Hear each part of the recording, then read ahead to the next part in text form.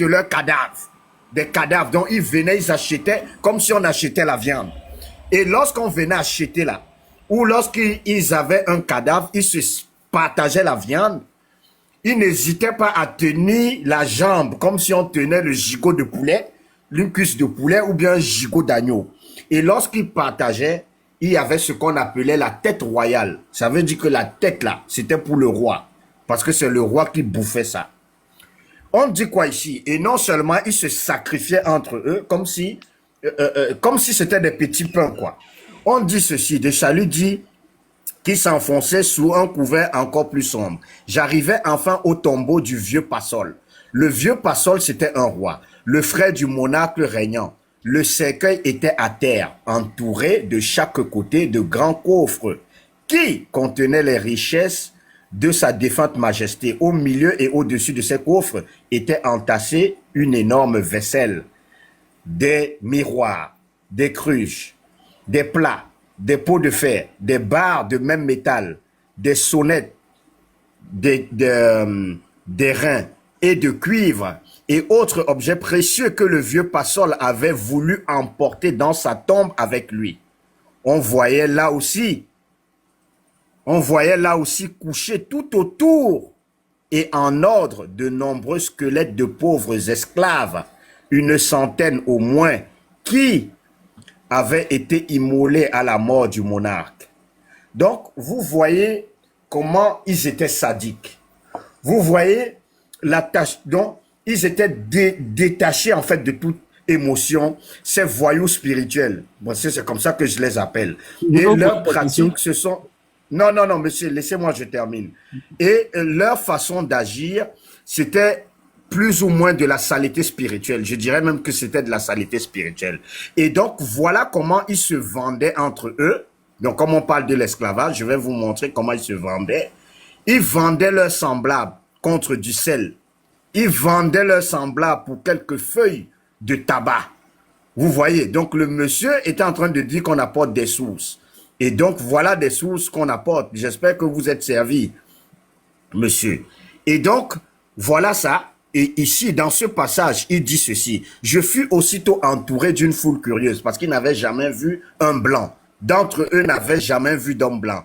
Quoiqu'ils eussent été en relation avec nos intermédiaires nègres. Donc, ça veut dire que c'était des noirs même qui étaient les intermédiaires, qui allaient chercher, qui étaient des rabatteurs pour attraper leurs propres frères, leurs propres semblables. Et ça, c'était les traditionalistes qui faisaient ça. Est-ce que vous voyez un peu? Ils se rendaient au sud et à l'est avec du tabac. Donc, et du sel et d'autres denrées. Donc, les coris que vous voyez aujourd'hui là, c'est ça qu'ils prenaient.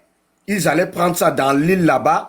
Ils mettaient ça dans les stocks, dans les bateaux. Ils venaient et ils vendaient ça aux Africains. Et ce sont ces mêmes Africains là, ces traditionalistes qui utilisaient ça pour vendre leurs semblables. Et aujourd'hui, c'est même les mêmes coris qu'ils utilisent pour leurs fétiches. Et quand moi je dis qu'ils n'ont pas honte, et ils n'ont pas, donc en fait, ils n'ont pas honte et ils n'ont pas peur de Dieu. Pourquoi? Parce que les mêmes coris qu'ils vendaient leurs semblables avec, c'est ça qu'ils utilisent pour leurs fétiches.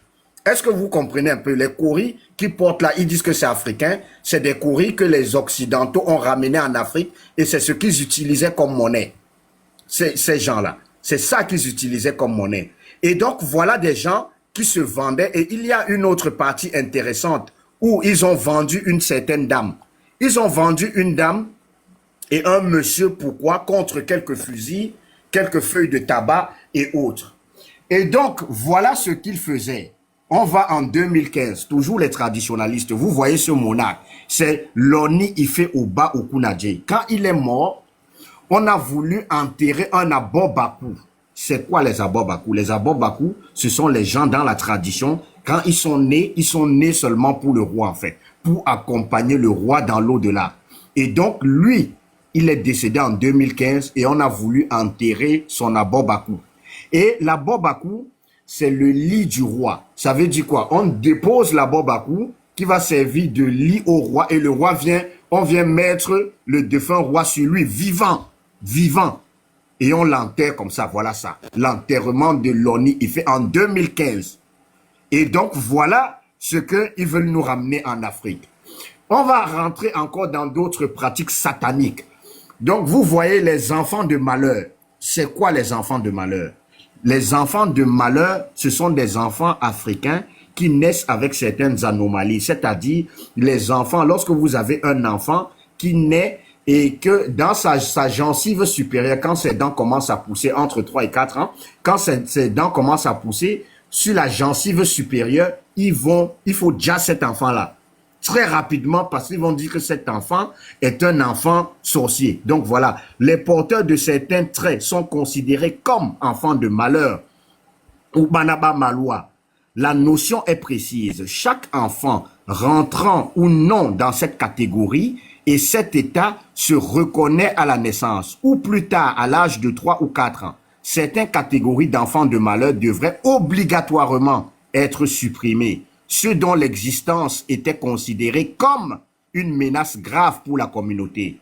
Les enfants nés avec une dent, ceux dont les premières dents apparaissent à la gencive supérieure, ceux dont les vagissements étaient pris pour des paroles humaines, ceux qui ne marchent pas vers l'âge de 3 ou 4 ans, ceux qui naissent en regardant le ciel, les hydrocéphales, les malformés congénitaux graves et hermaphrodites.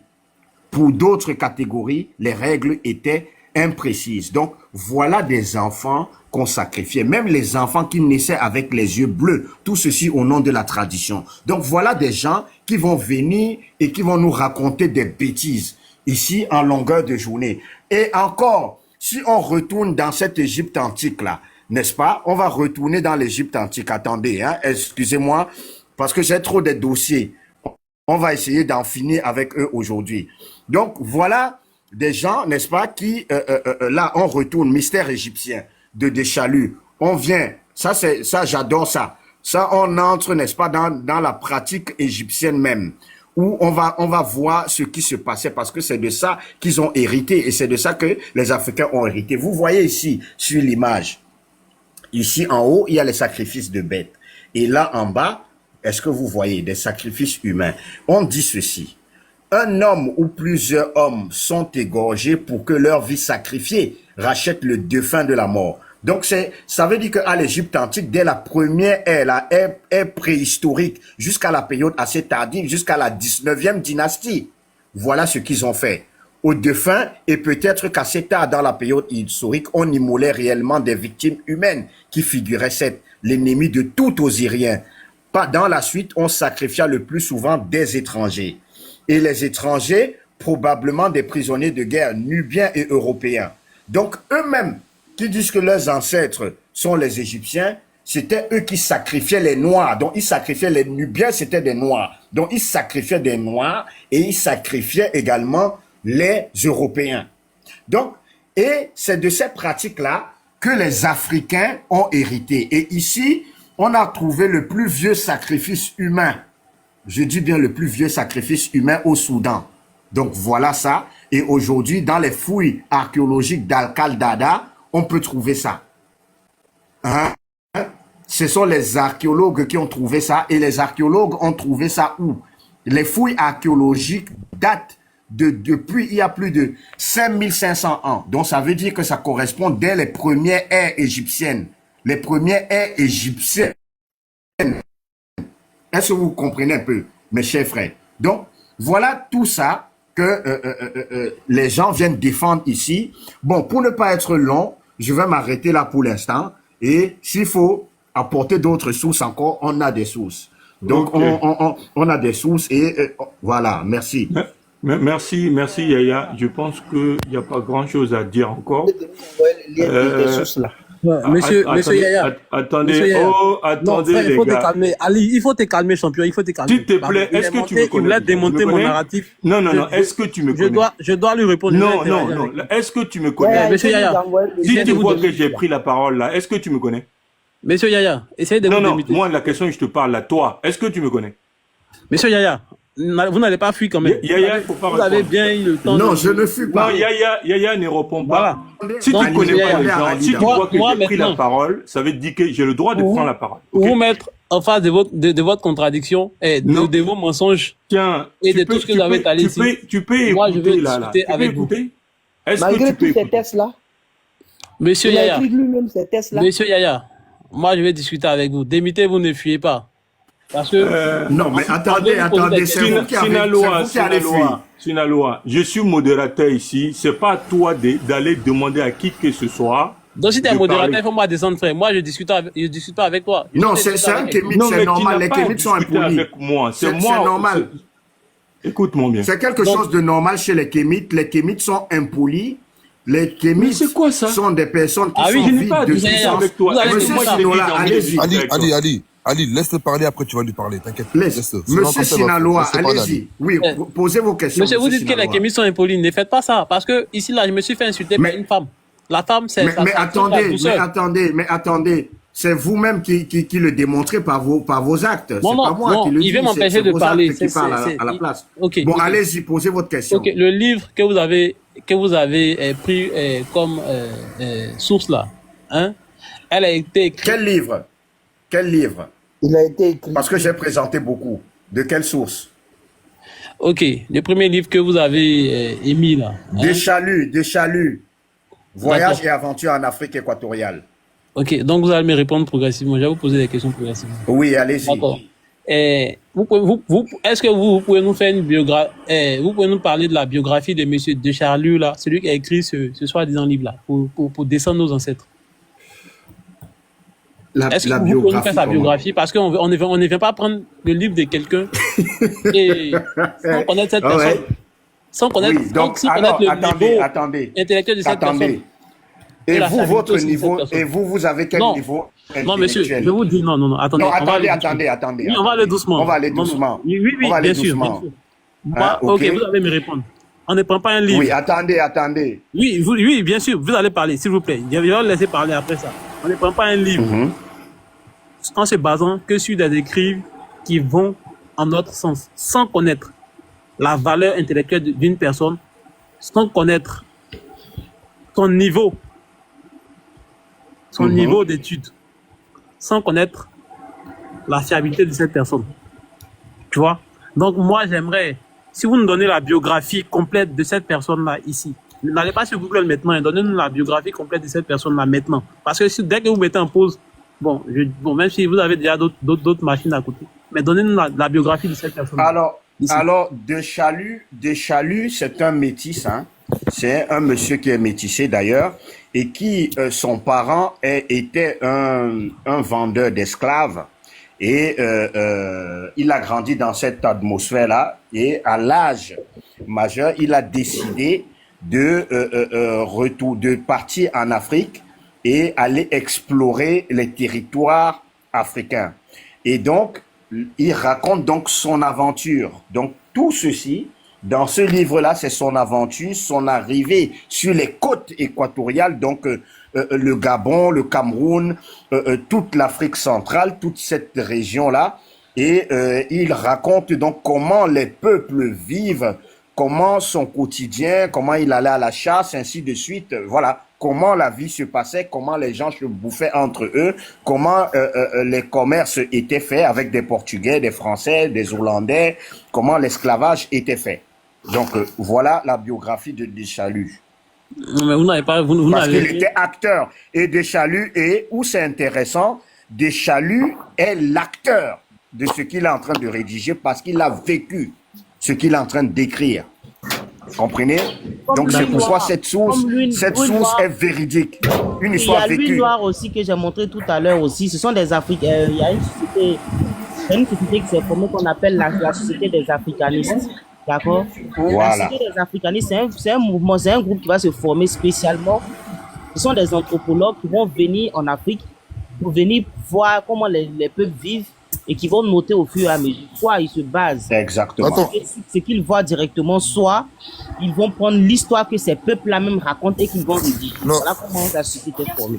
D'accord. Je vais, monsieur Yaya, vous dire que il y a Oui. un écrivain arabe qui est aujourd'hui en exil. Non, mais où est le rapport? Mais où est le Non, rapport avec ce non, que je j'ai dit? vais répondre. Attends, je viens. Non, attends. Non, tu vois, non, ne faites pas ça. Très Ne faites malhonnête. pas ça. Il y a un Et écrivain très, très- arabe. T'es qui est très malhonnête. aujourd'hui en exil. Non, monsieur en Sinaloa, Israël. monsieur Il a Sinaloa, dit Sinaloa. un où est le livre. Non, non, rapport? non, non, non. Frère, calmez-vous. Monsieur calmez-vous. Sinaloa, attendez, vous avez dit qu'on échange. Mais il Non, faut qu'on oui, soit on est en cohérent. train d'échanger, Alors, on est en train d'échanger. attendez, vous savez, moi je suis très méthodique. Mais Et tu nous vois sommes là où je méthodiques veux sur ce revenir, panel. donc tu vas Attendez, non, attendez. Vous avez voulu intervenir sur la base des documents que j'ai fournis, n'est-ce pas? Bien sûr. Donc, s'il vous plaît, restons sur la base de nos documents parce que vous n'avez pas donné une conclusion. Qu'est-ce que vous en pensez de tout ce que j'ai lu? D'accord. Déjà, si vous voulez qu'on reste sur votre document, vous n'avez pas répondu à ma question. Non. Et qu'est-ce que vous en pensez des sacrifices humains qui étaient faits en Égypte, par exemple? Dès les premières ères pré-dynastiques, jusqu'à la période assez tardive, jusqu'au 19e, 20e dynastie. Ok, je vais où vous on répondre. sacrifiait des gens. Je vais vous Et répondre. dans la tradition africaine aussi, où on sacrifiait des gens, et jusqu'en 2015, où on a voulu sacrifier la Bobakou au nom de la tradition. Qu'est-ce que vous dites? D'accord. Vous êtes Ok. d'accord avec ça? Ok, donc écoutez-moi religieusement, je vais répondre avec. Oui, allez-y. Déjà, pour commencer, je ne dirais pas que chez moi en Afrique, tout était parfait. Mais en tout cas, mes ancêtres étaient les meilleurs parce qu'ils n'ont envahi personne. Ils n'ont imposé des barbaries à personne. Contrairement aux ancêtres de ta religion. Tu comprends? Ceux qui enterraient Vous êtes de quelle ethnie? Non, Vous êtes de quelle ethnie? Attends, ceux qui enterraient les petites filles. Non, parce qu'on va entrer dans ta tradition maintenant. Vous êtes de quelle ethnie? Il faut te calmer, mon frère. Laisse-moi pas. En fait, Non, tu es de quelle diriger mes ethnie? réponses. Parce que mes réponses sont en train Sinaloa, de vous aujourd'hui, piquer. aujourd'hui, c'est aujourd'hui. Vous me Vous êtes freinez. de quelle ethnie? Frère, il faut te calmer. J'ai fini de parler. Après, tu vas Non, me tu poser es la d'abord de quelle ethnie? Puisque tu as Non, dit non, que non, dans non. ton Moi, ethnie, écoute, il n'y avait faut pas te ça. calmer. J'ai fini de Réponds. parler. Mais réponds. C'est quoi ça, là? Moi, je suis un peul du Cameroun. Toi, Monsieur c'est quoi? Monsieur Yaya, Ok. Monsieur Moi, Yaya, je suis un Monsieur baoulé Yaya, de la Côte Monsieur Yaya, d'Ivoire. en fait, lui, il est Ok, très allons-y. malhonnête. Monsieur Yaya, je veux dire quelque chose. Champion, ferme ton micro Monsieur là-bas. Toi, bourne mieux quoi là. Ferme ton Yaya, micro. mais attendez, Arrête de nous Vous embêter. avez vu comment il est malhonnête? Parce que Monsieur Yaya, ce qu'il vient de Tu dire, sais ce qu'elle aurait on l'a- beaucoup à faire. Attends, Mamadou, on l'a tous Champion, su. champion, vous les petits wesh là, moi je prospère vous. Attends, Mamadou. Mamadou, attends 2 secondes. T'as vu? Lui, Monsieur Yaya, ce Fais mon qu'il micro, c'est quoi ça? vient de dire. Ouais, mais d'accord, c'est pas grave. Monsieur Yaya, ce qu'il vient de dire, tout ce qu'il a dit, c'est la vérité. Les premières qui ont fait l'esclavagisme en Afrique, comme il a dit, en Guinée équatoriale, Champion, tu dis rien. Vous les petits wesh là, vous n'avez rien à nous dire. ce sont les pirates portugais. Va sucer tes bonbons. Les premiers qui sont arrivés sur les côtes africaines, ce sont les pirates portugais. Quand ils sont arrivés, ils ne sont pas rentrés à l'intérieur des terres pour la première fois. Dès qu'ils sont arrivés, le premier truc qu'ils ont fait, ils ont vu des Noirs, parce que c'était la première fois qu'ils sont arrivés. Ils ont pris des Noirs directement sur les côtes africaines, ils les ont amenés au Portugal. Mais tu es un menteur. Maintenant, tu parles écoute. des choses Tu vas sans source. écouter, tu vas dire, tu vas écouter. Maintenant, Voilà. quand ils ont fait ça, ils ont montré à leur peuple que les Noirs, qu'est-ce qu'ils pouvaient faire pour eux là-bas. Ils ont pris des femmes, des enfants, ils ont laissé les enfants, ils ont pris ceux qui sont costauds, Ouais, ils ont j'ai mon micro, là. Faites-moi Ensuite, descendre, ils c'est sont pas mieux. revenus. Ensuite, ils sont revenus. Et quand ils sont revenus, ils sont rentrés à l'intérieur des terres. Tout ce qui est Guinée équatoriale, Gabon, etc. Et quand ils sont rentrés, ils ont compris qu'il y avait, en fait, il y avait une hiérarchie. Il y avait un roi, il y avait, etc. Et de là, ils ont commencé à vendre des propres rois, ont commencé à vendre des Noirs, leurs propres frères. Donc, en fait, monsieur Yaya, tout ce qu'il vient de dire, c'est la vérité. Ça, c'est l'histoire, ça. Toi, tu peux pas le nier, toi. Toi, tu peux pas le tu sais nier. ce que tu disais? Bon, Ok, tu sais, les gars, ce que tu dis, je confirme. Regardez à Fumban. Excusez-moi, les gars. Fumban, Maintenant, Fumban, je vais c'est prendre une la région parole du là. Cameroun. Excusez-moi. Fumban, c'est une région du Yaya. Cameroun. À Fumban, il y Yaya. avait lieu et habitation et lieu de place de vente. Choukre en langue bamoun, c'est-à-dire lieu où on vend des personnes. Les esclaves vivaient dans ces lieux de vente et étaient entretenus par des marchands. L'acheteur potentiel pouvait s'y rendre et opérer son choix à partir en toute discrétion. Les ventes vers l'extérieur du royaume étaient théoriquement l'exclusivité du roi qui s'en servait pour échanger quelques esclaves contre du sel de la région de Bafia. Et ça, c'était les Noirs entre eux. Et ça, c'est le ministère des Arts et de la Culture. C'est le ministère des Arts et de la Culture camerounaise qui le dit. Et voilà les départements où l'esclavage se poursuivait, les différents comptoirs et les différentes chefferies traditionnelles qui étaient mêlées dans l'esclavage et la vente des esclaves et les coordonnées géographiques. Et donc, voilà la source qui est datée ici, du 12 mars 2020 et catégorie culturelle soumise par le ministère des Arts et de la Culture de la République du Cameroun, donc soumis par le ministère des Arts et de la Culture camerounaise. Et ça, c'est dans le cadre de l'UNESCO qui est en train de retracer les routes de l'esclavage. Les routes de l'esclavage. Donc, ce sont des historiens qui l'ont fait, monsieur. Donc, qu'est-ce que vous en dites? En fait, il dit n'importe quoi. Même quand tu parles des musulmans, Toi, petit wesh là, arrête d'emmerder les gens. Il n'y a pas question de wesh. Je m'en fous de ça. Arrête d'emmerder les gens. Les musulmans, le prophète, il est venu, il a aboli l'esclavage noir. Il a aboli l'esclavage noir. Autant de l'Égypte antique, les noirs et les blancs et les arabes là-bas, il n'y avait pas de couleur Nous, on connaît l'histoire, nous, les musulmans. Il n'y avait pas de couleur d'esclaves. Jusqu'à que Ramsès, il est arrivé. Avant, les esclaves, c'était des noirs et des arabes. Il n'y avait pas de différence. Autant de l'Égypte. Chalima, ça marche. Tiens, Reine. Attendez 2 secondes. Reine. Nam. Alors, ma reine, est-ce que tu veux décrire cette histoire? Attends, Mamadou, 2 secondes.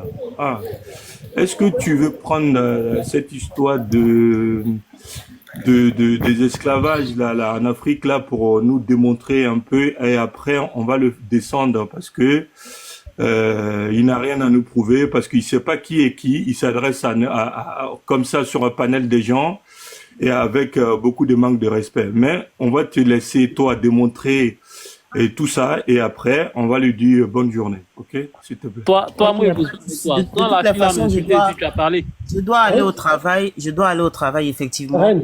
Tout ce que mes frères ont dit, que ce soit Yaya, que ce soit la Ligue, que ce soit Brown, tout est vrai. Au fait, les gens, quand ils prennent l'histoire de l'esclavage, ils prennent que quand il s'agit des autres.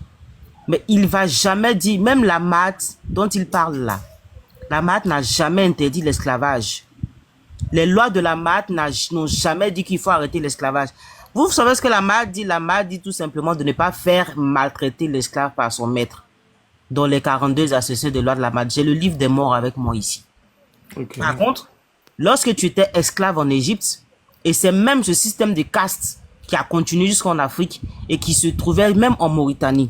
Ce qui va faire dire à Diop que l'esclave, c'est celui qui est captif de guerre devient automatiquement un esclave dans l'Afrique. Ok, la reine. Moi, j'ai une question. Est-ce que aujourd'hui, les Kémites, est-ce qu'ils ont un livre pour tous les Kémites ou chacun est dans son kémitisme? Bon, le kémitisme, c'est un peu comme, je sais pas comment on dit, excusez-moi, c'est comme, oui, vas-y, la Ligue. Comme toi, tu étais. Moi, je suis un ancien kémite. C'est un ancien kémite.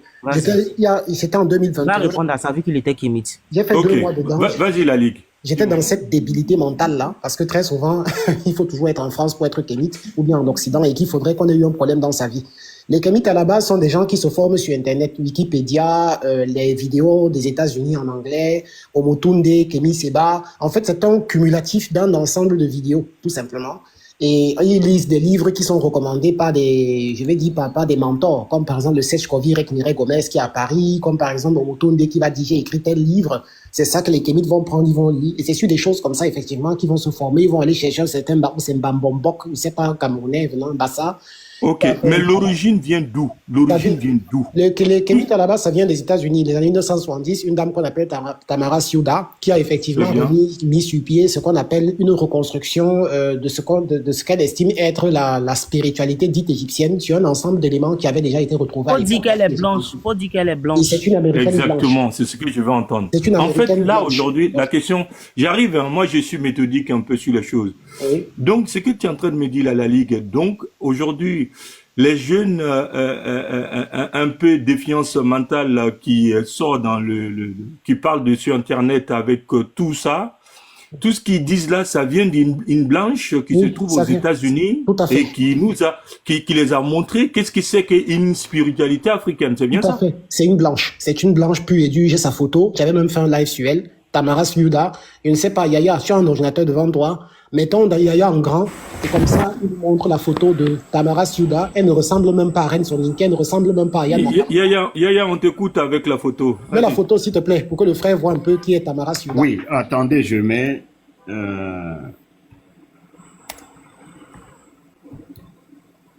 Voilà. C'est elle, Tamara Siouda. Zoom un peu. Ok. Donc, en fait, si je veux bien comprendre, tout ce qu'on entend, Kémite, les ancêtres et tout, en fait, c'est le maître qui est venu nous imposer quelque chose. Moi, je crois que je vais descendre puisque vous mentez. Vous passez votre temps à mentir, à inventer ce qui n'est. C'est papa blanc. Regarde, Ali. C'est la loi. Ali, je rajoute c'est des mensonges éhontés. C'est pas ce que tu je veux rajoute dire. quelque chose On dit rapidement. Regardez. Infantiliser. Tu m'as dit tout à l'heure que tu es poli, non? Donc, reste poli jusqu'à là. Voilà, ferme ton micro, laisse-moi parler. Non, regardez juste ici. Tu vois, mais vous dites Tamara que les chimistes vont est la fondatrice. faire leur recherche. Tamara est la fondatrice de l'actuelle dirigeante de l'orthodoxie kémite. Regardez, Tamara El Souda est la fondatrice et l'actuelle dirigeante de l'orthodoxie. Mais tu mens, frère. Maintenant, je te dis que tu mens. Mais c'est pas moi, regardez, c'est Wikipédia qui dit. C'est ton Wikipédia, c'est votre Wikipédia. Maintenant, je te dis une chose. Maintenant, moi, je te dis une chose. C'est votre site, ça. Maintenant, ok, je vais répondre. Je peux répondre. Non, tu n'as... Non, je vais répondre à ça. Moi, je vais répondre à ça. Soit je descends, soit je réponds. Socialement élevé, s'il te plaît. Laisse-nous parler. Parce que le moteur de recherche occidental qui est Wikipédia là n'est pas... Écoutez-moi, les informations c'est une loi. Tu dis tu arrêtez de mentir. Laisse, tu veux poser les questions. Voilà, Ali, moi, je vais répondre à ta question. Regarde, je vais te dire quelque chose. Passez votre temps à mentir. Le moteur de recherche Wikipédia n'est pas la vérité absolue. Merci, Sinaloa, merci. Parce qu'il y a un moteur de recherche, il y a un moteur de recherche russe qui dit le contraire de Wikipédia. Donc arrêtez de mentir. Oui. Laissez-le parler. Regarde, Reine, viens, je veux juste lui poser une question. Il y a plusieurs moteurs de recherche. Sinaloa, je peux poser une question. Attends. Je sais répondre à la question d'abord. Je veux juste lui poser une question importante. Oui, mais attends. Sinaloa. Attends, s'il te plaît, attends, Chalima, tu vas répondre à ta question. Sois-en sûr. C'est ce qu'il fait depuis matin. Vas-y, Reine. Sinaloa. On va répondre au socialement élevé que toute la doctrine kémite, on ne peut pas parler de kémitisme sans parler de Champollion. Est-ce qu'il connaît Champollion? C'est qui Champollion? Non. La famille. La maman Champollion. Tu as vu la maman blanche, non? Oui. Lui, c'est papa blanc. Parce qu'il y a deux. Il y a la maman blanche kémite et puis il y a le papa blanc qui met les piliers du kémitisme en place. D'accord? Attends, Chelima, attends d'abord, Chelima. Attends, tu vas poser ta question. On va le laisser au frais. Attends, sinon on va se mélanger. Voilà Champollion. Alors, voilà donc Champollion a fait quoi exactement? Champollion le jeune et à Champollion Figeac. D'accord? Donc, les Champollions, ils vont commencer à traduire les hiéroglyphes parce que eux, ils disent que leurs ancêtres étaient en Égypte, mais leurs ancêtres ne savaient pas lire les hiéroglyphes comme par hasard. Donc, c'est lui qui est papa blanc qui va venir déchiffrer les hiéroglyphes. Les premiers dictionnaires concernant l'égyptologie, ils prennent des historiens chercheurs par ces gens-là. Des Égyptiens. Ce sont des quand tu prends le livre de Cheikh Anta Diop, il en parle. Des égyptologues. Vous voyez, ils prennent des loi. Ce que vous faites, c'est de la manipulation. Tu as passé un moment quand même à parler. Non, Reine, on se voit du débat. Si tu n'as pas pu démontrer tout ça là, c'est pas maintenant que je suis en train de poser une question que tu vas t'y mettre. Non, on se loin du débat. Ali, ce sont des égyptologues, ce ne sont pas... Ali a posé une question, Ali pose une question à laquelle Reine est en train de répondre. Et